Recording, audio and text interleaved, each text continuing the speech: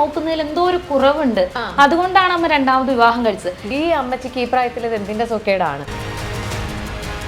40 വർഷമായിട്ട് മനസ്സിൽ ഒരാൾ വിചാരിച്ചുകൊണ്ടിരിക്കുകയാണ് ഇതിനൊരു കേസ് അന്വേഷണം വരെ വേണം. ഇവരുടെയൊക്കെ അച്ഛനും അമ്മയും മരിച്ചത് എങ്ങനെയാണ്? ആൺകുട്ടികളായിരുന്നെങ്കിൽ നോക്കിയേനായിരുന്നു. അപ്പൊ അമ്മ ആ പെൺകുട്ടികളെ കണ്ടില്ലേ കൊണ്ട് കളഞ്ഞു. 40 വർഷം ഒരു പ്രണയിക്കായിരുന്നെങ്കിൽ കൂടെ ഉണ്ടായിരുന്ന പാർട്ട്നേഴ്സിന് ഒരു വഞ്ചിക്കല്ലായിരുന്നു. 10 വർഷം ആയി രശ്മിയുടെ ഹസ്ബൻഡ് മരിച്ചപ്പോൾ 5 വർഷം മുന്നേ ഇദ്ദേഹം വൈഫിനെ ഡിവോഴ്സ് ചെയ്യുകയായിരുന്നു രശ്മിയുമായി ഒന്നിക്കാൻ വേണ്ടി. അമ്മയ്ക്ക് ആ സമയത്ത് എൻ്റെ അച്ഛനുമായിട്ട് അല്ലെങ്കിൽ ഞങ്ങളുടെ അച്ഛനുമായിട്ട് റിലേഷൻഷിപ്പ് ഉണ്ടായിരുന്നു. ഇത് സോക്കേടല്ല, ഇത് ഓൾഡ് ഏജ് ഹോമിൽ പോയി. എനിക്കാണ് എൻ്റെ മോളെ നോക്കാൻ ആളില്ലാണ്ടായിട്ടുള്ളത്. മിസ് ചെയ്യാതെ രശ്മി പുതിയ മക്കളുടെ കൂടെ ഇതുവരെ ഇല്ലാത്തൊരു സന്തോഷവും ഒരു ഗ്ലോയും ഒക്കെ അമ്മയ്ക്ക് ഉണ്ട്.